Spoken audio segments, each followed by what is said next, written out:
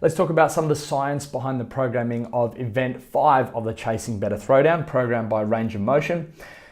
Row, skill, and then body weight, stamina. So we're starting off with our 500 meter row, 5 meter unbroken handstand walk, and then max unbroken strict handstand push-ups. 2 minutes on this.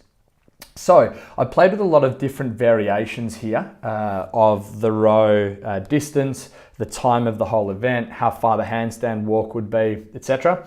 And what I wanted to do was put together something that should give athletes at both ends of the strength, size, stamina spectrum an equal option or an equal ability to be able to excel at this event.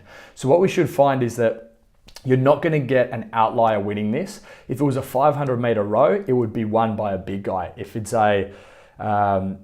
just max unbroken strict handstand push-ups, it's won by the little guy. What we're looking for here is testing their ability, testing the athlete's ability to be able to generate a lot of wattage on that rower, but then be able to perform a skill under fatigue and then the strict handstand push-ups.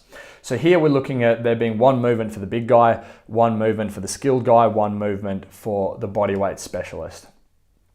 The time domain here is short enough that you can't game that row by more than a few percent, because not only will going 2 seconds slower on the row give you a slower time on the row, but it will also give you 2 seconds less to then do your handstand push-ups.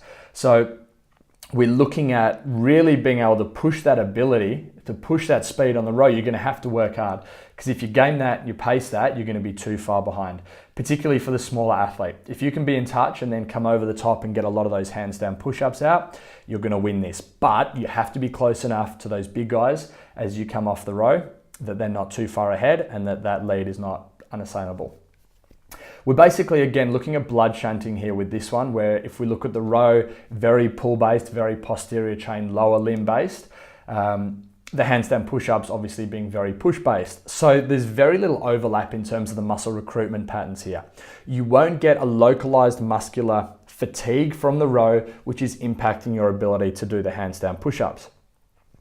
However, what you will get is more of a systemic fatigue, because that very fast row to start it off, that 500 meter row to kick this off, if you're looking at somewhere between 120, 135 for that first row, it becomes very anaerobic. So your body will start to get flooded with these hydrogen ions, which is that acid burn that you feel. So although we're not trying to overlap muscle recruitment patterns, because you've got this acid flooding around your body, by the time you get to the strict handstand push-ups, that acid will have got to your upper body. So you won't be able to express your ability in those strict handstand push-ups as much as you would like.